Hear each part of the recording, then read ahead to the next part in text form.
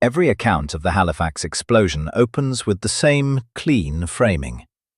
An accidental wartime collision, a tragic and unavoidable catastrophe, followed by a resilient city rising from the ashes. That's the memorial plaque version. It doesn't survive contact with the record. The record shows a harbour packed dangerously full specifically because the war made it profitable to pack it that way. An official inquiry that spent months trying to hang the disaster on one ship's black wheelman before an appeals court quietly cleared everyone, and a reconstruction effort so selective that one community actually damaged by the blast was left out of the rebuilding almost entirely, while a second was later erased not by the explosion but by the city itself decades afterward. I went looking for the moment Halifax's recovery proved this was simply an act of collective resilience. I found a recovery that rebuilt some of the city considerably faster and more generously than it rebuilt the rest. Chapter 1. A Harbour Built for War. Start with the harbour itself, because nothing about what happened on the 6th of December 1917 makes sense without understanding why that stretch of water was so crowded in the first place. Halifax sits on one of the deepest, most ice-free natural harbours on the Atlantic coast of North America, and by the third year of the First World War, that geography had turned the city into one of the most important convoy assembly points in the entire British Empire. Troop ships, munitions carriers, and relief vessels bound for a war consuming an entire generation of young men funneled through a narrow channel called the Narrows, connecting the outer harbour to the sheltered anchorage of Bedford Basin, where ships would gather to form convoys before crossing the U-boat-infested Atlantic together. This was not a peacetime port operating at a peacetime pace. It was a wartime choke point, running at a volume and tempo the city's pre-war infrastructure had never been designed to handle. Here's what doesn't add up if you assume the resulting overcrowding was simply an unavoidable consequence of war. Halifax Harbour in 1917 had, by any reasonable modern standard, essentially no functioning vessel traffic control system. Ships entered and exited the Narrows largely on the judgment of their own captains and harbour pilots, coordinating informally through whistle signals and visual sightlines in a channel barely wide enough for two large vessels to pass safely even under ideal conditions. The Royal Canadian Navy did maintain anti-submarine nets across the harbour mouth, opened and closed on a schedule to let convoys through, which meant ships often queued to enter or exit in tight windows rather than spread evenly across the day. A system built to defend against German submarines that, worth noting, did nothing whatsoever to manage the considerably more mundane risk of two ships colliding with each other inside the harbour's own narrow channel. So who was actually responsible for making sure a harbour this congested, moving this much military cargo, never put two ships on a collision course? Nobody occupied that role with any real authority, as it turned out, and the two ships whose separate, ordinary wartime errands were about to intersect inside that same unregulated channel had each been assembled by the war for entirely different reasons. On entirely different sides of an ocean, this harbour existed to help cross. It's worth understanding just how completely the war had reshaped Halifax's daily life by 1917. Because the crowded harbour was only the most visible symptom of a much wider transformation.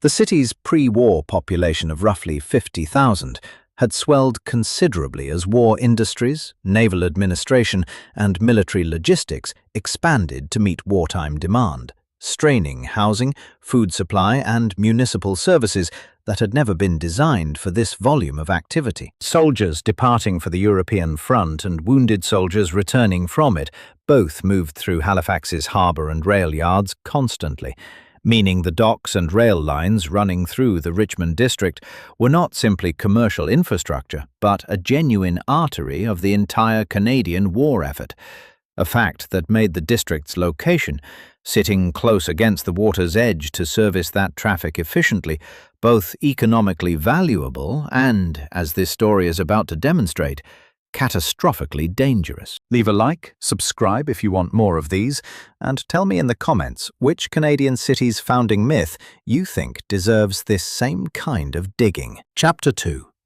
Two ships that should never have met.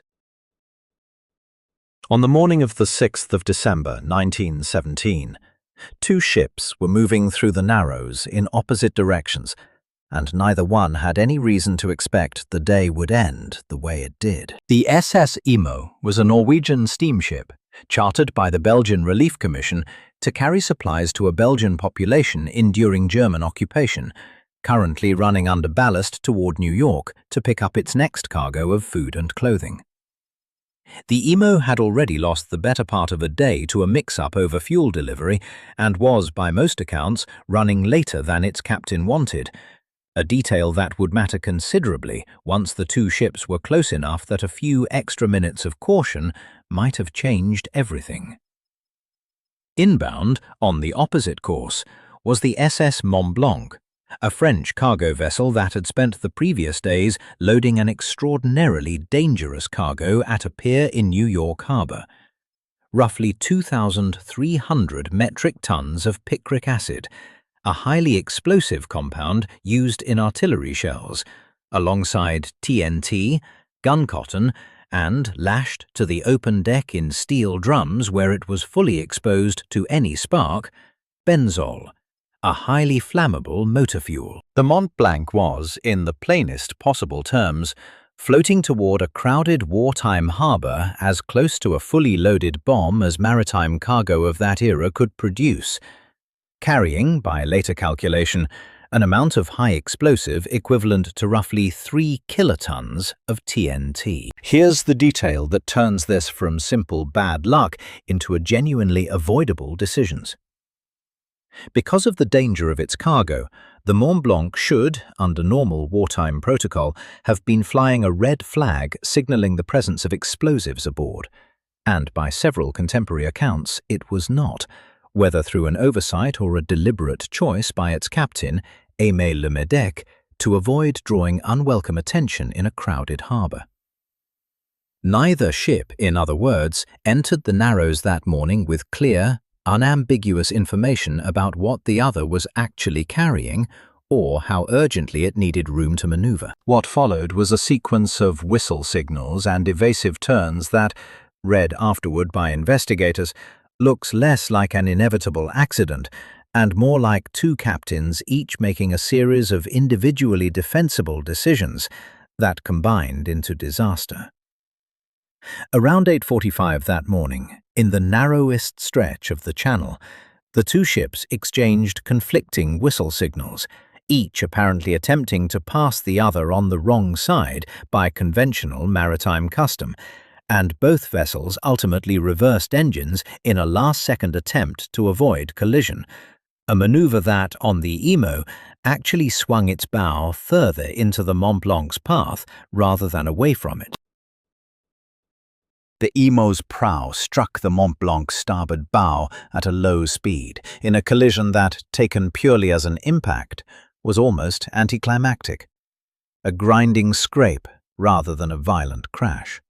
The kind of accident that, in an ordinary cargo exchange, would have meant nothing more than an insurance claim and a delayed schedule. So why did a collision gentle enough that many crew members on both ships barely felt it end up producing the largest human-made explosion the world had yet seen? The answer has nothing to do with the force of the impact itself, and everything to do with exactly what that impact happened to spark. It's worth being specific about how avoidable each individual link in this chain actually looks in hindsight, because no single decision that morning was obviously reckless in isolation. Harbour pilot Francis Mackey, guiding the Mont Blanc, had decades of experience navigating this exact channel. The Imo's captain, Håkon From, was working against a delayed schedule but not operating outside normal wartime shipping pressure. The anti-submarine net at the harbour mouth had, that same morning, briefly restricted the Imo's exit timing, meaning the ship was already navigating the Narrows slightly later and arguably slightly more hurriedly than its captain would otherwise have preferred. None of these circumstances individually would ordinarily produce a disaster. It took the specific simultaneous combination of an unmarked munitions ship, an unregulated channel, a delayed relief vessel, and a set of contradictory whistle signals exchanged in the narrowest possible stretch of water to turn an ordinary morning of wartime shipping traffic into the worst human-made disaster Canada had ever experienced. Chapter 3. The Man Who Stayed at His Post. The collision itself did not kill anyone. What it did was tip over drums of benzol stored on the Mont Blanc's open deck, spilling the highly flammable fuel across metal surfaces already scraped and sparking from the impact. Within moments, fire broke out on the Mont Blanc's deck, and within roughly 20 minutes, that fire had grown enough to make the ship's crew certain of exactly what was about to happen. Captain Le Medec ordered his men to abandon ship immediately, and the Mont Blanc's crew rowed for the Dartmouth shore as fast as they could manage, shouting warnings in French that most bystanders on the Halifax side, watching a column of black smoke rise over a drifting, burning, and now unmanned ship, had no way to understand. What nobody watching from shore knew was that the burning, abandoned Mont Blanc had drifted directly against Pier 6 in the Richmond district of Halifax's North End, a densely populated working-class neighbourhood of modest wood-frame houses, home to dock workers, railway employees and their families, sitting close enough to the water that the burning ship was now, in effect, parked against the edge of the community. Crowds gathered at windows and on the shoreline to watch the spectacle, entirely unaware that the object holding their attention contained enough explosive force to erase the ground they were standing on. One man understood exactly what was coming, and made a specific, documented choice about what to do with that knowledge. Vince Coleman, a 45-year-old railway dispatcher, worked at a small station in the Richmond rail yards, a few hundred feet from the burning ship. That morning, Coleman had just arrived to relieve the overnight dispatcher, leaving behind, at his home on Russell Street, a short distance away, his wife Frances and their 2-year-old daughter Eileen, dressed that morning, according to family accounts passed down afterward, in a cheerful blue dress her mother had made by hand. When a sailor ran into his office and told him the vessel was loaded with explosives and about to detonate, Coleman had every reason and every excuse to run.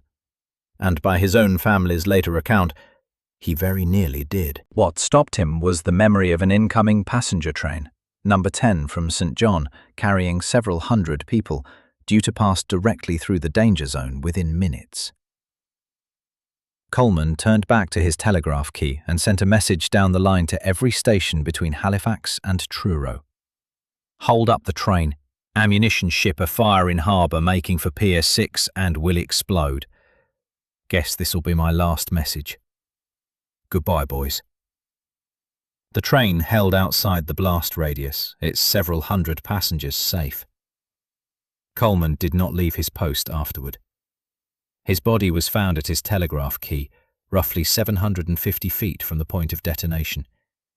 Close enough that his own watch, recovered from the wreckage and now preserved at Halifax's Maritime Museum of the Atlantic, had its crystal and hands blown away entirely, its case dented as though struck repeatedly by a hammer. So was Coleman's death a tragic accident of proximity, the same as everyone else killed that morning?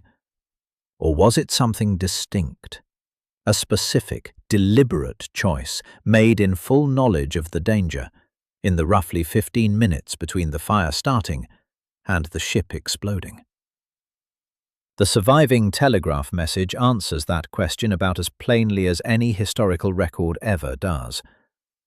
What it doesn't answer, and what the next chapter has to reckon with directly, is exactly how much force a burning cargo ship, sitting quietly against a pier in a residential harbour, was actually capable of releasing. Chapter 4.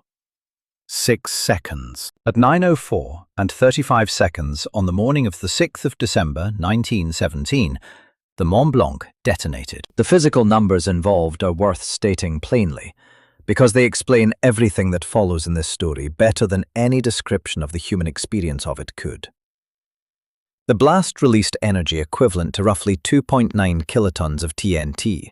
At the time, and for the following 28 years, the largest human-made explosion in recorded history, a record that would not be broken until the atomic bombs dropped on Hiroshima and Nagasaki in 1945.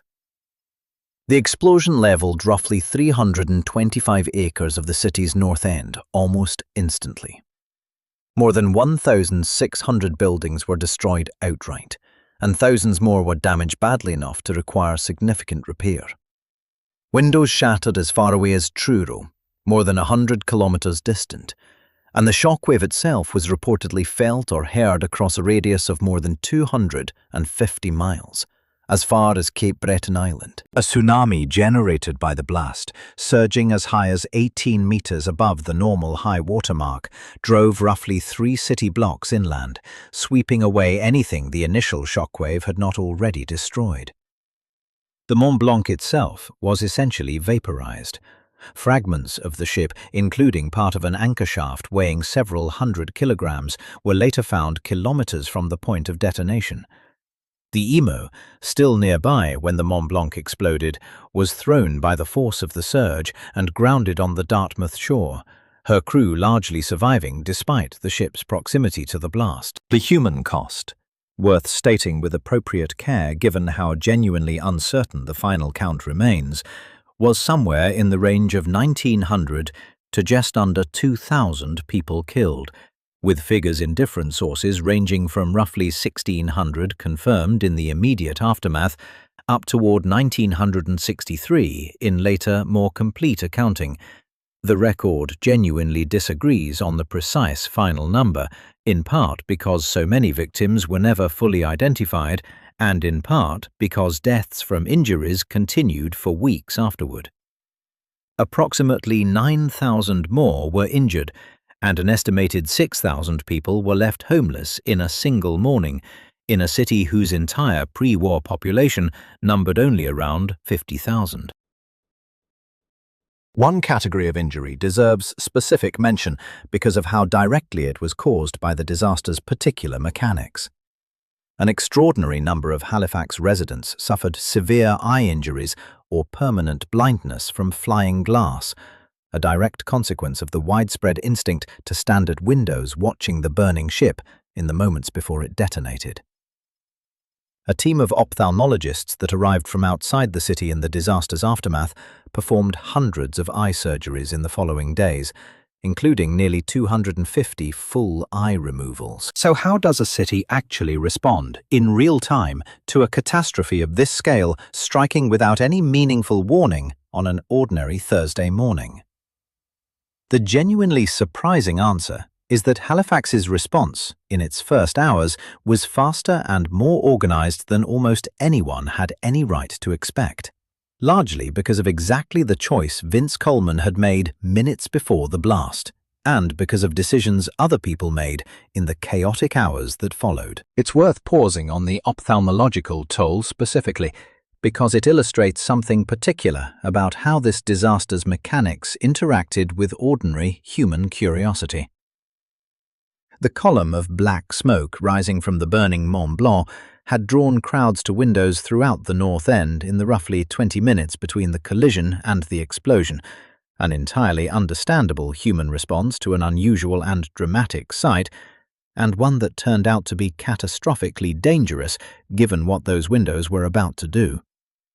When the blast wave hit, glass shattered inward across the entire district essentially simultaneously, meaning an extraordinarily high proportion of the resulting injuries were penetrating eye wounds suffered by people who had simply been standing where any curious onlooker might reasonably stand. Dr.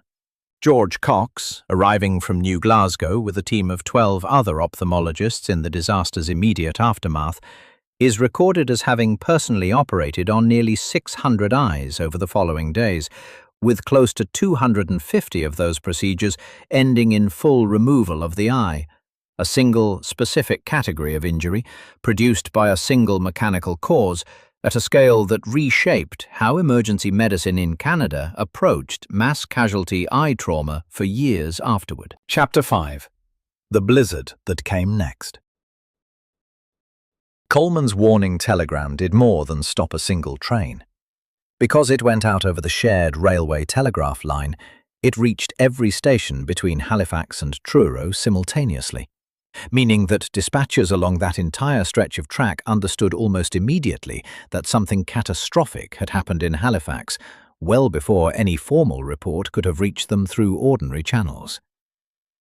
That single piece of advance notice meant relief trains carrying medical personnel and supplies from towns like Truro and New Glasgow were already being organised and dispatched within hours of the blast, rather than only after word slowly filtered out through more conventional means. Here's the detail that makes the disaster's immediate aftermath considerably crueler than the explosion itself. On the morning of the 7th of December, barely 24 hours after the blast, a major blizzard moved into the region, dumping as much as 16 inches of snow across a city whose hospitals were already overwhelmed, whose streets were choked with debris, and whose survivors, in many cases, were still trapped or exposed in the ruins of collapsed buildings. Rail traffic, which had carried the first waves of urgent medical relief into the city, was disrupted by the storm, and further relief trains could not reach Halifax again for roughly 2 more days. For anyone still alive but trapped or badly injured in the wreckage of the North End when that blizzard hit, the storm converted an already catastrophic situation into something considerably closer to a second, slower disaster layered directly on top of the first. Aid arrived regardless, and arrived from further away than Halifax's own immediate region. The city of Boston, informed of the disaster by telegraph within hours, organized and dispatched a relief train loaded with medical personnel and supplies that reached Halifax within roughly a day, well ahead of most other outside assistance, an act of civic generosity substantial enough that Halifax has sent an enormous Christmas tree to the city of Boston every single year since 1918, a tradition still maintained more than a century later as a standing annual acknowledgement of that specific help. Donations poured in from considerably further afield as well. Records show contributions arriving from across Canada, from Britain, and from countries as distant as China and New Zealand, testament to how widely the news of the disaster travelled even in an era without instantaneous global communication. The Massachusetts relief effort in particular is worth describing in slightly more detail, because the speed of its organization stands in genuine contrast to how slowly formal government relief typically moved in this era. Massachusetts state officials learned of the disaster the same day it occurred and had a fully equipped relief train carrying surgeons, nurses, and medical supplies departing Boston within roughly 12 hours, a logistical achievement that required commandeering rail priority normally reserved for wartime military traffic. That train reached Halifax on the morning of the 8th of December, arriving just as the blizzard was beginning to complicate rescue efforts further, and Massachusetts continued sending additional personnel and supplies over the following weeks. The gratitude that relationship produced was not a vague, general sentiment. Halifax's Christmas tree gift to Boston is shipped every year to a specific public space in that city, accompanied by a formal ceremony, treated by both cities as a genuine, ongoing civic relationship rather than a one-time historical footnote. So does the sheer scale and speed of that outside relief effort mean the recovery that followed was applied evenly across the whole of the shattered city? That question is exactly where this story's comfortable narrative of unified civic resilience starts to come apart. And it starts coming apart first in the official investigation into who, if anyone, was actually responsible for the disaster in the first place. Chapter 6. A trial that convicted no one. In the immediate aftermath, before any careful investigation had taken place, the most widely believed explanation for the explosion was sabotage. A wartime city, primed by years of anxiety about German agents and submarine activity, assumed almost reflexively that an explosion this large must have been a deliberate enemy attack rather than an accident. Authorities moved quickly on that assumption. German residents living in the Halifax area were rounded up and interned, and the Emo's Norwegian helmsman was briefly arrested on suspicion of being a German agent, despite Norway's neutral status in the war, and despite there being, as investigators would soon establish, no actual evidence of any sabotage whatsoever. A formal Wreck Commission inquiry convened within weeks, and here is where the official process took a specific and telling direction. The inquiry's presiding judge, Arthur Drysdale, focused his findings heavily on the actions of the Mont Blanc's crew, and in particular on Francis Mackey, the Halifax harbour pilot who had been guiding the Mont Blanc through the Narrows at the time of the collision, and on William Hayes, the Emo's own black wheelman at the helm during the final evasive manoeuvres. The Commission's initial findings recommended criminal charges against Mackey, against Captain Le Médet, and against a naval officer who had been responsible for coordinating harbour traffic that morning, placing the weight of formal blame heavily on individual crew members rather than on the underlying systemic failure of an unregulated wartime harbour packed with munitions traffic and no functioning collision avoidance protocol. The inquiry's own proceedings reveal something worth sitting with about how thoroughly the sabotage panic had shaped public expectation before a single fact had been properly established. Drysdale's court operated for weeks under intense public and press pressure to produce a clear villain, in a city that had, within days of the blast, already rounded up German residents on suspicion of enemy action with no supporting evidence whatsoever. Against that backdrop, focusing formal blame on the Mont Blanc's pilot and the Emo's black wheelman gave an anxious, grieving public something resembling the clean answer it was demanding: individual human error, assignable to specific named men, rather than the considerably less satisfying and less easily punished truth of a harbour system that had simply never been built to prevent exactly this kind of accident. Those charges did not hold up. Through a series of subsequent appeals, first to the Supreme Court of Canada and ultimately to the Judicial Committee of the Privy Council in London, at the time the highest appellate court available to Canadian cases, the initial findings were overturned. The appellate courts concluded that both ships bore some responsibility for the sequence of navigational errors that led to the collision, and that no single individual or crew could be fairly singled out for criminal liability. In the end, nobody, not Mackey, not Le Médet, not any naval officer, not anyone else involved in the collision, was successfully prosecuted for their role in causing the disaster. So was justice served by an outcome in which nobody was held criminally responsible for the worst human-made disaster Canada had ever experienced? By one reading, the appellate courts got the underlying causation exactly right. This was, at bottom, a systemic failure of harbour management under wartime pressure, not the fault of any single reckless individual, and pinning full criminal blame on one captain or pilot would have let the actual structural problem go entirely unexamined. By another reading, worth holding alongside the first rather than in place of it, the initial rush to blame specific individuals, including, pointedly, a black wheelman working under a white captain, reflected exactly the kind of reflexive search for an individual scapegoat that a genuinely systemic disaster should have discouraged from the start. Both readings can be true simultaneously, and the record doesn't force you to choose between them. It's worth noting, too, that no lasting harbour safety regulation emerged directly from this specific inquiry's findings, despite the scale of the disaster it was investigating. Broader international maritime safety reforms governing the handling and marking of dangerous cargo did eventually follow in subsequent decades, but they trace more directly to the accumulated pressure of shipping disasters across the whole industry than to any specific finding or recommendation issued by Halifax's own Wreck Commission. The Commission spent months focused on assigning individual blame. It spent comparatively little effort recommending the kind of structural harbour traffic reform that might have actually prevented a similar collision from happening again. What the record does make clear is that the city's formal search for accountability produced, in the end, no accountability at all.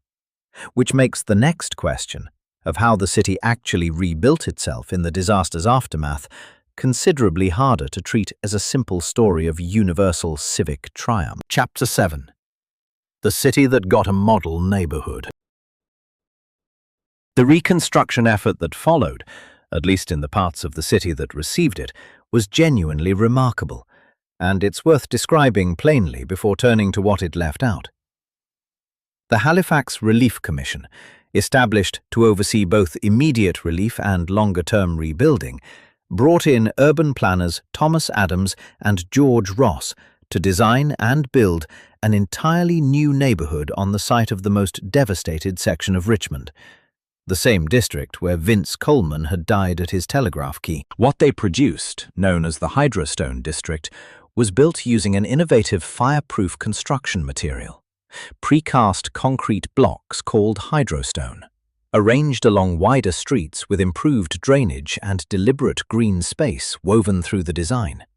Genuinely one of the first planned residential communities of its kind in the entire country, and one considered advanced enough in its urban design principles that some upper-class Haligonians at the time actually criticized it as too extravagant a standard to be building for working-class residents. The funding behind this reconstruction was substantial and came from multiple sources.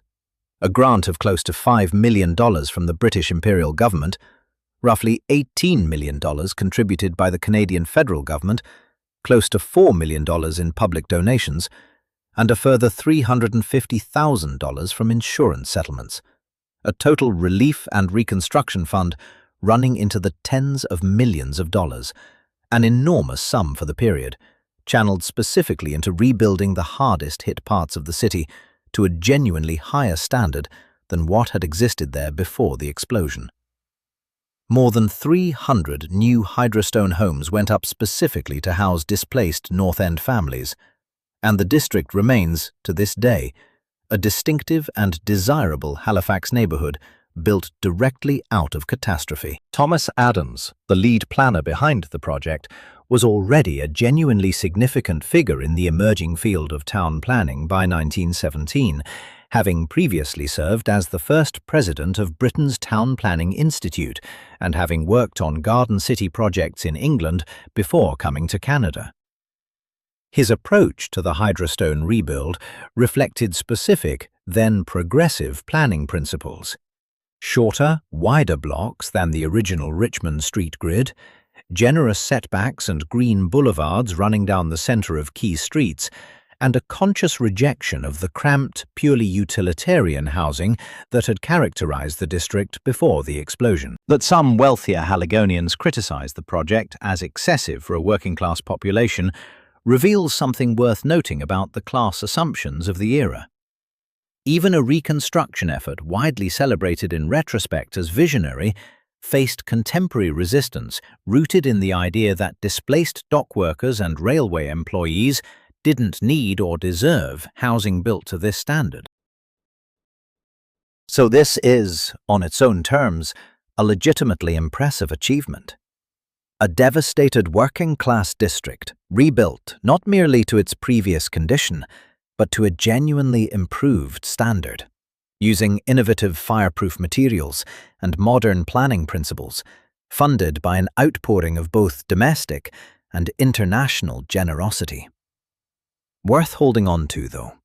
This level of care and this scale of funding was directed specifically at Richmond, the predominantly white working-class district at the epicenter of the blast.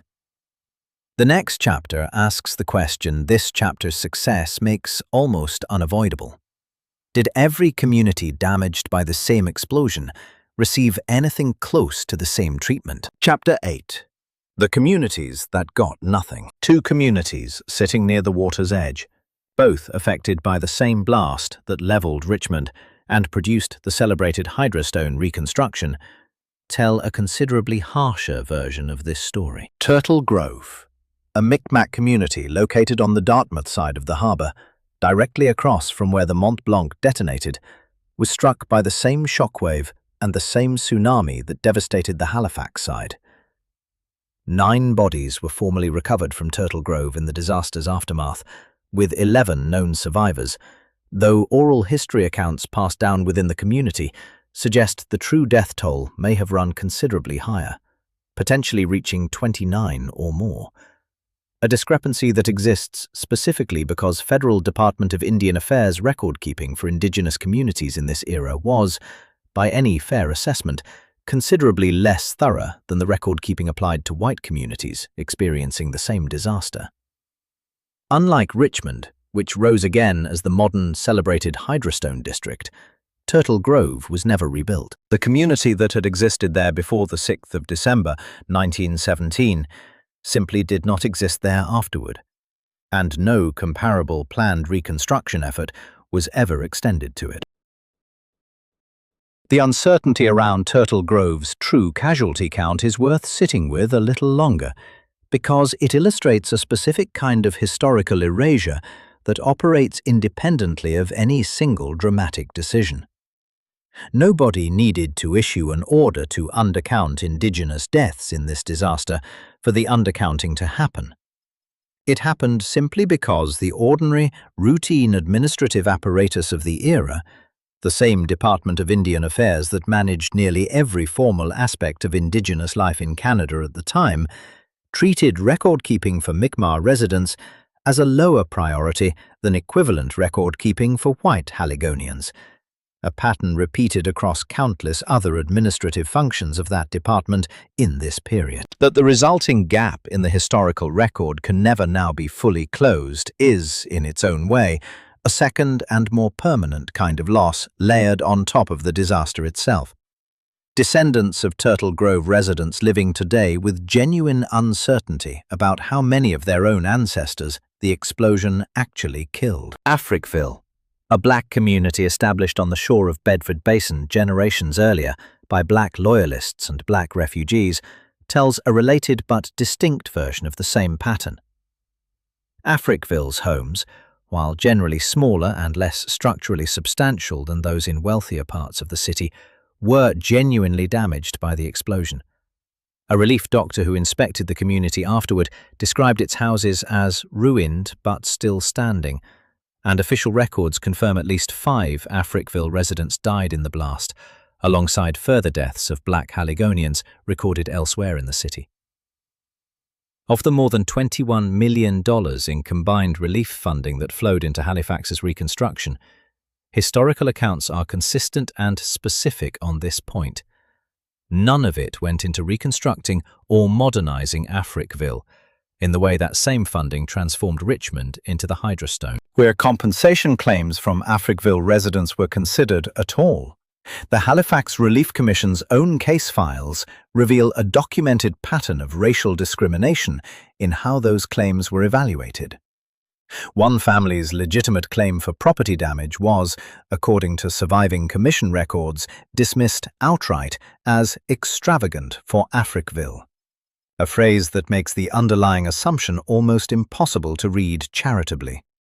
That black residents' losses were, by the Commission's own internal logic, worth systematically less than equivalent losses suffered by white residents elsewhere in the city. Africville's residents rebuilt what they could, largely through their own effort, receiving little formal help from a reconstruction fund that had, only a short distance away, produced an internationally recognized model neighborhood. The community persisted for another 5 decades after the explosion, continuing to face escalating encroachment. The city expanded railway lines directly through Africville's land from 1912 onward, well before the explosion, and continuing steadily afterward, eventually placing a city dump immediately adjacent to the community as well. That slow, compounding process of neglect and encroachment culminated decades later in the 1960s, when the city of Halifax demolished Africville entirely under an urban renewal program, relocating its remaining residents, many of them by that point the direct descendants of the same families whose 1917 explosion claims had been dismissed as extravagant. Africville itself predated the explosion by close to a century, founded by black loyalists and other black settlers along the shore of Bedford Basin in the early 1800s, and had, by 1917, developed into a genuine, self-sustaining community with its own church, its own school, and generations of families who had lived nowhere else.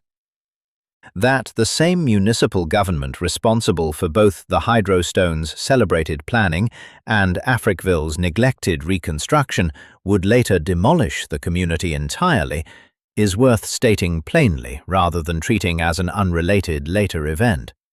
The pattern established in the disaster's immediate aftermath, Richmond invested in, Africville left to fend for itself, did not resolve itself over the following decades.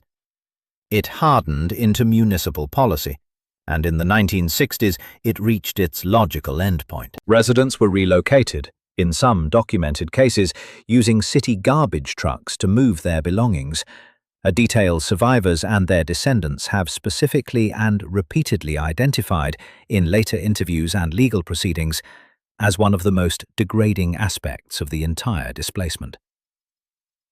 The city of Halifax did not issue a formal apology for the destruction of Africville until 2010, 93 years after the explosion first damaged the community's homes and left it out of the reconstruction fund entirely. So was the explosion itself the true disaster for these two communities? Or was the explosion simply the first, most visible chapter in a considerably longer story of a city choosing, repeatedly, over 5 decades, which of its neighborhoods deserved rebuilding and which did not? The evidence points plainly toward the second reading. The blast damaged Richmond, Turtle Grove, and Africville within the same 6 seconds. Only one of those 3 communities exists today in anything resembling its original form, and it is not because the other 2 suffered less. Chapter 9. What Halifax actually rebuilt. Walk through the Hydrostone district today, and the neighborhood does exactly what its planners in 1918 designed it to do. It presents Halifax's recovery from the explosion as a triumph of modern urban planning, generosity, and civic resilience. In concrete blocks and tree-lined streets that still function beautifully as housing more than a century later. That triumph is real, and it would be dishonest to pretend otherwise. It is also, on its own, an incomplete account of what this disaster actually did to this city. Every December, Halifax formally commemorates the explosion, ringing a memorial bell at 9:04 in the morning, the precise minute the Mont Blanc detonated, and the ceremony draws genuine, widespread civic participation each year. Vince Coleman's story anchors much of that annual commemoration, and rightly so. His choice in the minutes before his death remains one of the most striking individual acts of courage this country's history has to offer, verified, specific, and beyond dispute. But a commemoration built primarily around one dispatcher's heroism and one neighborhood's architectural triumph can, without any deliberate intention to mislead, still end up telling only the half of this story that reflects well on the institutions responsible for the response. The other half, the wheelman nearly convicted on thin evidence, the community whose damage claim was dismissed as extravagant, the village whose true death toll nobody bothered to properly count, requires deliberately looking past the bell tower and the tidy Hydrostone streets to find. So let me answer plainly the question this whole account opened with, rather than let the Hydrostone's postcard reputation answer it for me. Did Halifax rebuild itself from its own ashes through a single, unified act of collective resilience, equally applied across every community the blast had damaged? No. The documented record does not support that reading. Richmond received an internationally celebrated model reconstruction, funded by tens of millions of dollars in domestic and international relief. Turtle Grove was never rebuilt at all, its true death toll still uncertain more than a century later, because the government agency responsible for recording it did not consider that record-keeping a priority. Africville received a fraction of the same relief funding, had its legitimate damage claims dismissed using language that made the underlying racial calculation explicit, and was ultimately erased outright by the same municipal government decades later, using bulldozers rather than an exploding ship. The record was never actually hidden. It's in Vince Coleman's own preserved telegraph message and the watch recovered from his body, in a Wreck Commission inquiry that tried and failed to convict a black wheelman before Privy Council judges in London quietly cleared everyone involved, in a Halifax Relief Commission case file that used the word extravagant to describe a black family's request for basic compensation, in Department of Indian Affairs records too incomplete to say with confidence how many people actually died at Turtle Grove. What changed isn't the evidence. What changed is that one meticulously rebuilt, architecturally celebrated neighborhood has spent more than a century standing in the popular imagination for an entire city's recovery, while the two communities the same explosion struck just as hard and rebuilt considerably less completely were left to keep their own history largely on their own, the same way they were largely left to rebuild. There is a further, quieter irony worth closing on, and it circles back to where this account began. A harbour whose entire wartime purpose was to help move soldiers and supplies safely across an ocean toward people suffering under occupation and want. The IMO was chartered specifically to carry relief supplies to Belgian civilians enduring exactly that kind of hardship. The humanitarian mission of one ship is what put it on a collision course with the munitions carried by the other. That the disaster which followed then produced its own uneven distribution of relief and rebuilding, extended generously to some of Halifax's own suffering residents, and withheld almost entirely from others, is not a coincidence so much as a kind of grim continuity. The same instinct to help some people fully and other people barely at all, playing out first on an international stage through a world war, and then again within a single harbour in the years immediately following its worst morning. Stand today at Fort Needham Memorial Park, built specifically to overlook the site of the former Richmond district and dedicated with a bell tower carrying the names of the dead, and the view takes in both halves of this story at once. The Hydrostone's tidy, tree-lined streets, rebuilt to a standard the era considered almost extravagant for working people, and, further along the same harbour, the empty green space at Seaview Park in Halifax's North End where Africville once stood, marked now by a small reconstructed church and a formal plaque rather than by the community itself. Both are, in their own way, monuments to what the Halifax explosion actually did to this city. Only one of them required the city to tear something down twice.